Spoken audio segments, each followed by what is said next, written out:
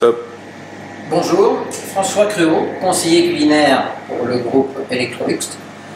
Cette mission consiste, en tant que conseiller culinaire, à mettre les cuisiniers, à former les cuisiniers sur les nouvelles technologies, afin justement qu'ils puissent optimiser ces nouvelles technologies pour produire mieux, pour gagner du temps, pour gagner de la qualité, pour travailler d'une façon beaucoup plus confortable, enfin tous les avantages que peuvent représenter ces nouvelles technologies.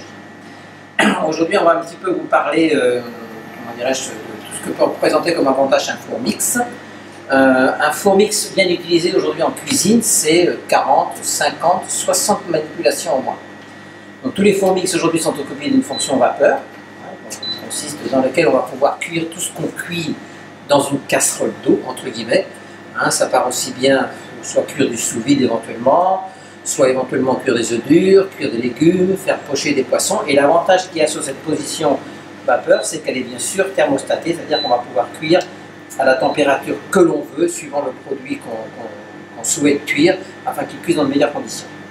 Ensuite, ces fours mix sont forcément équipés d'une ce qu'on appelle mix, c'est-à-dire que là, on va gérer notre hygrométrie de 1 à 100%, pour tout simplement faciliter la transmission de la chaleur au produit. Alors je résume un petit peu, j'explique ce que je dis. C'est qu'un produit contient de l'eau. Dans une cuisson, donc l'eau attire la chaleur, ce qui veut dire que si par exemple on gère bien l'hygrométrie, plus dans la chambre de cuisson on aura d'humidité, plus on aura des cuissons rapides et plus le produit va cuire dans de meilleures conditions. Alors cette hygrométrie est en général produite par une chaudière, ce qui permet d'avoir une hygrométrie précise, ou alors sur la fonction chaleur sèche, l'hygrométrie est produite par le produit. Quand il cuit, il contient de l'eau, et c'est l'eau qui s'évapore, donc nous donne l'hygrométrie que l'on souhaite.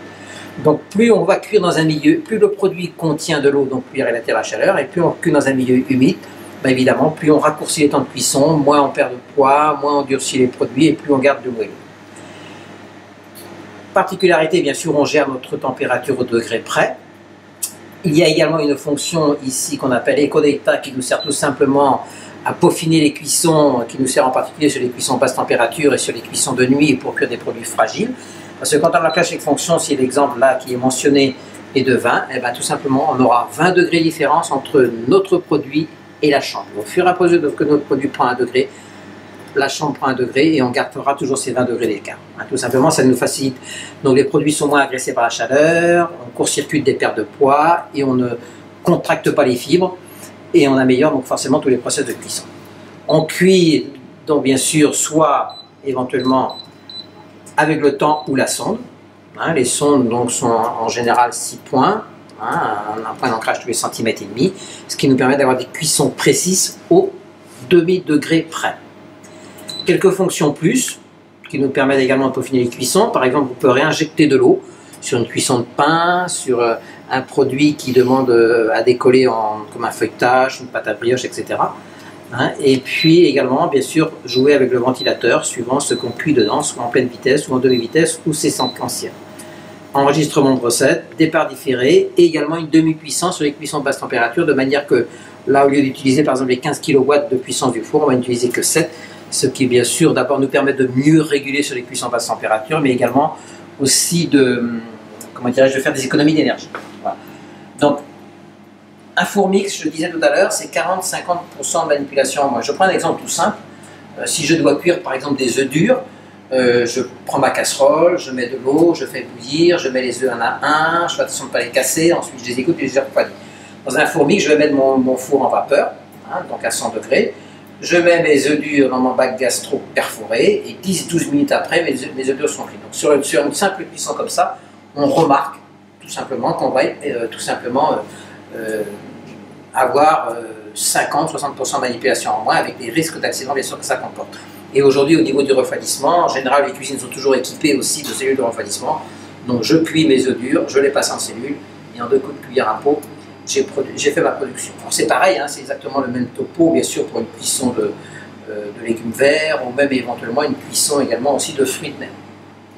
Donc en ce qui concerne, donc là aujourd'hui on va un petit peu parler des équipements qui sont un petit peu optionnels sur un four.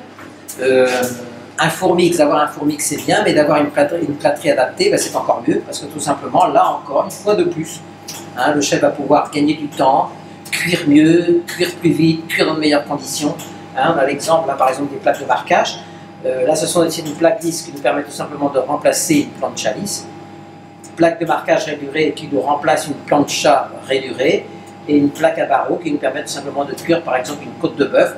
Si on veut la cuire par exemple sur une plancha classique, et bien, tout simplement ça prendra peut-être 10-15 minutes pour l'avoir saignante. Avec ce style de matériel, on moitié moins de temps. Et la particularité, même si on travaille sur des températures élevées, on va court-circuiter la concentration des fibres, et même sur une cuisson par exemple de côte de bœuf, même coupée à chaud, on ne perd pas de sang. Voilà, donc on va là utiliser les plaques de marquage. L'avantage de ce matériel, c'est de cuire dans de meilleures conditions, de cuire plus rapidement. Donc on va faire deux styles différents.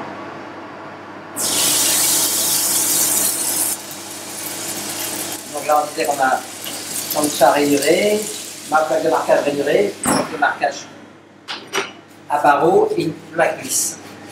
Alors, pendant que la cuisson s'opère et le marquage se fait, on va un petit peu parler des avantages d'un four mix. Évidemment, sur un four comme celui-là, on peut enregistrer des recettes.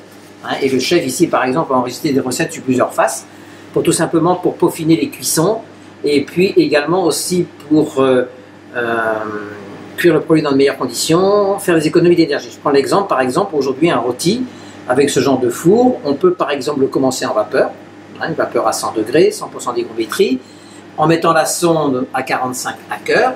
Ensuite, on va programmer une deuxième phase en mix à 180 degrés pour amener notre produit, par exemple si c'est une viande blanche, à 67 hackers, mais on l'arrêtera un petit peu avant à 63 hackers en réduisant la ventilation. Donc on aura dans un premier temps une cuisson dans un milieu très humide pour court-circuiter des pertes de poids, une transmission de la chaleur au produit très rapide. Sur la deuxième phase de cuisson, on fera notre coloration classique, et on terminera par une phase de pause qui va engendrer des économies d'énergie. Là, j'ai fait une bêtise. Ça, c'est de la faute de celui qui tourne parce qu'il tourne avec la perturbée. Si je mets la sonde, évidemment, puis que je ne la dis pas, il va y avoir un problème. On va faire. Voilà, c'est reparti. Voilà, donc je disais, faire plusieurs phases de cuisson, par exemple sur ce type de cuisson de rôti. On va commencer en vapeur, phase de coloration, et on termine par une phase de pause. Et cette phase de pause va tout simplement nous permettre d'avoir que les jus se répartissent de nouveau d'une façon harmonieuse à l'intérieur de la pièce de viande. Et on fait en même temps, on passe à une économie d'énergie. Et quand on ouvre la porte de notre four, ben on ne surchauffe pas notre cuisine parce que le four peut déjà être arrêté depuis 5, 10 ou 15 minutes, donc par rapport à cette phase de pause. Cette phase de pause, d'ailleurs, on peut être utilisée d'une façon classique. Si on cuit par exemple un rôti en classique, on va commencer par la phase de coloration, colorer notre produit à 180 degrés, par exemple 10-15 minutes. En deuxième phase, on va programmer une phase de pause d'une quinzaine de minutes, mais bien sûr pendant ce temps-là, le produit continue à cuire, mais par contre le four s'arrête, ce qui engendre des économies d'énergie et ce qui bonifie notre cuisson, parce qu'on arrête tout simplement de contracter les fibres, et on partira par exemple sur une troisième phase, en mix, une température inférieure, 80-90 degrés, pour amener notre produit à 65-67 si c'est une viande blanche, en mettant une demi-ventilation. Et là, on a une cuisson d'un rôti classique, où on aurait pu également le terminer, aussi sur avec une phase cuisson en troisième phase avec des delta, une cuisson mi-classique, mi-basse température, justement pour aussi optimiser le rendu final de notre cuisson. Donc là, on marque, on va faire un quart de tour de ces pièces de viande. Voilà, pour avoir un bon marquage, on va faire un quart de tour à mi-cuisson.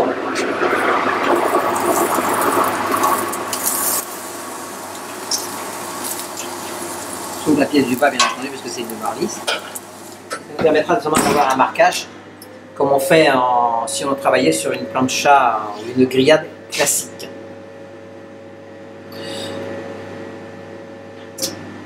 Le fait de pouvoir programmer des recettes, ça va tout simplement permettre au chef d'avoir une régularité dans la production du 1er janvier au 31 décembre, suivant les process qu'il va mettre en place, et pouvoir même mettre sur des produits différents, plusieurs styles de cuisson. Je prends l'exemple d'un poulet par exemple, on peut très bien commencer par le cuire en vapeur, ensuite faire une belle phase de coloration en enlevant l'hygrométrie et terminer ensuite par une phase de pause. Ou encore commencer par une phase de coloration, deuxième phase, une phase de pause, ensuite cuire gentiment en mix de manière à garder un bon moelleux et terminer par une phase de pause. On s'aperçoit que même si quelquefois ça paraît un peu, quand on dit qu'on peut faire 10 pauses sur un programme, mais finalement c'est très vite fait parce qu'on aurait pu rajouter d'ailleurs une phase de maintien derrière, on arrive déjà à 5 phases de cuisson. Voilà, donc le premier marquage sur notre plat glisse.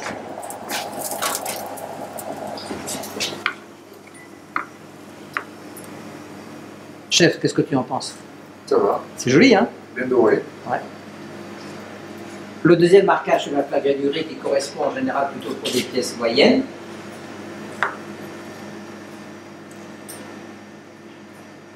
Et le troisième marquage, plutôt pour les grosses pièces, style les pièces par exemple une côte de bœuf, une grosse pièce à cuire grillée. Hein. Alors l'avantage qu'il y a bien sûr dans ce genre de process, c'est que par rapport à une plancha classique où on va devoir donc, faire le quart de tour, hein, plus retourner notre pièce ensuite pour la marquer en dessous, forcément donc, quand on cuit dessous,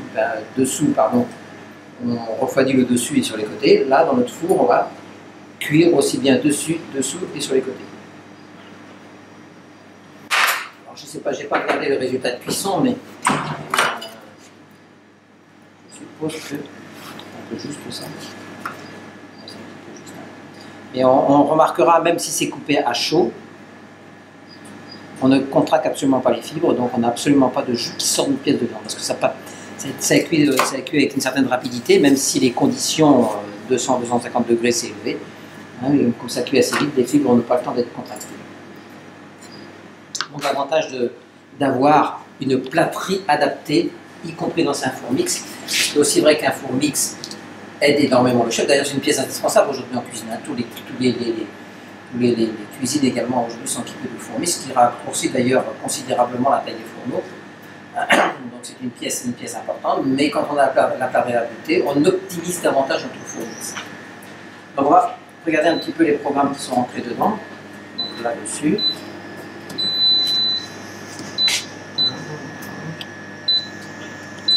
Les programmes par exemple que le chef a rentrés. Si on prend l'exemple poisson vapeur, là on a rentré un programme en deux phases. Une phase de décongélation, une phase de cuisson, une phase de pause. Si on prend un autre exemple, par rapport à ce que le chef a rentré, cuisse de poulet, programme en 4 phases, coloration 230 degrés 20 minutes, phase de pause de 10 minutes. Derrière, on cuit avec une température beaucoup plus basse avec 40% d'humidité avec la sonde de 75. Et on termine avec une phase de pause de 7 minutes. Donc sur un processus de cuisson comme ça, qui va durer à peu près 50 minutes à 1 heure, on a économisé presque 20 minutes de temps de cuisson. Non seulement on a cuit mieux, mais en plus on a fait des économies d'énergie. Un autre exemple, qu'est-ce que le chef il a rentré? Rôti vapeur. Donc là, 100% d'hygrométrie, 100 degrés 45 à cœur. Quand ça arrive à 45 dans notre produit, on bascule sur la deuxième phase. 40% d'humidité, là on colore à 170 degrés jusqu'à amener notre produit à 65 degrés à cœur et on termine par une phase de pause de 10 minutes. Donc là sur un process de cuisson comme ça, par rapport à une cuisson classique dans un four où on n'a pas de gestion d'hygrométrie, c'est 20 ou 30% de temps en moins. Et certainement une perte de poids, il lieu d'avoir une perte de poids sur un produit industriel qui va être de 30-35%, là il ne sera peut-être que de 15, au pire 20%. Donc moitié moins de perte de poids en moins. Temps raccourci, meilleure qualité résultat final, et en plus de ça, on perd beaucoup moins de poids. Tout à l'heure aussi, on parlait, l'avantage aussi, donc sur la gamme au-dessus, hein, il y a tous des programmes enregistrés dedans, mais les programmes de nettoyage. Nettoyage automatique, suivant le degré de salissure. Hein, donc là, le four fait tout seul. S'il est trop chaud, il va se mettre en refroidissement. Ensuite, il va prendre son produit, il va se mettre en chauffe. Il va prendre le produit dégraissant, qui va laisser agir un certain nombre de minutes. Il va rincer ce produit dégraissant, prendre un produit de rinçage, rincer et sécher. Hein, tout simplement, on met un produit de rinçage parce que plus le four est brillant, plus il renvoie la chaleur. C'est pas un hasard, quoi. Ça fait une façon miroir, simplement parce que plus le four est brillant, plus il renvoie la chaleur. Donc si on revient un petit peu là, et ces plats peuvent être éventuellement laissés dans le four, ou sinon vous voyez, ce sont des patins qui adhésifs. Et ça même si tu as été pas beaucoup de vous voyez, facile à nettoyer, efficace, facile à nettoyer. Donc on peut imaginer ce genre de matériel en restauration commerciale, comment le chef va acquérir non seulement de la qualité, mais aussi de la productivité et de la réactivité. On cuit dans de meilleures conditions, beaucoup moins de manipulation, et comme les clients aujourd'hui sont toujours pressés, ça permet tout simplement de répondre à cette attente. Au lieu d'attendre pour une côte de bœuf quinzaine de minutes pour l'avoir saignante, et ben on aura dans 6-7 minutes, on aura une côte de bœuf saignante, qu'une contraction de fibre, on peut envoyer sans temps de repos. Voilà la fonction du multi-timer. Donc je l'enclenche. Ça me sert à quoi? Donc je fais préchauffer mon four, éventuellement bien entendu, ce qui est logique. Hein. Ça me permet tout simplement de cuire différents produits sur un même process en enregistrant les temps. Soit en travaillant avec le temps, soit en travaillant avec la sonde. Je prends un exemple. Je vais par exemple programmer, je mets un produit au hasard, mettons A, B, C, D. Je fais OK. Je vais mettre un temps de cuisson. Je vais mettre 2 secondes, ça ira plus vite. Je fais OK. Mon temps est programmé, d'accord? Je vais reprogrammer derrière un autre produit dénommé, je fais quelque chose au hasard, OK, avec un autre temps de cuisson, mettons 42 secondes, OK. Et là, quand mon four va être préchauffé, je vais tout enfourner en même temps et il va sonner à chaque le produit qui va être cuit le premier, le four va sonner. Donc ça me permet, et ça, tout ça, c'est comment dirais-je, ces programmes-là.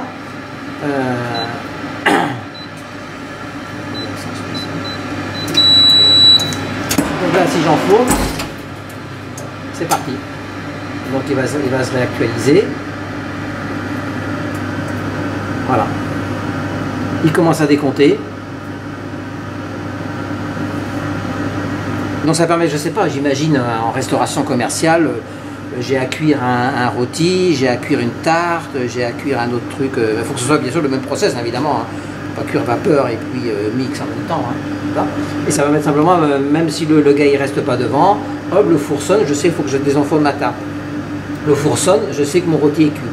Et tous ces programmes que je vais faire sur le multi-timer peuvent être enregistrés. C'est-à-dire que si j'ai une production, par exemple en restauration commerciale et que je vais faire des plaques de marquage, donc là, je sors mon premier produit, donc forcément l'autre s'arrête, ce qui est logique, et ça repart. Donc là, j'arrête, je laisse mon four en chaud, là je peux recommencer, je vais dire, pardon, voilà, maintenant je vais refaire un autre produit, ok, je marque le temps, 2 secondes, 53 secondes, ok, j'enfourne. Un autre cuisinier derrière où le chef réenfourne autre chose, il dit voilà, je vais l'enregistrer, je vais faire rester, ok, un temps, 47 secondes, ok, j'enfourne, et je décompte au fur et à mesure. Donc ça permet simplement de ne plus avoir à surveiller, d'avoir des services beaucoup moins stressés, de travailler avec beaucoup plus de précision,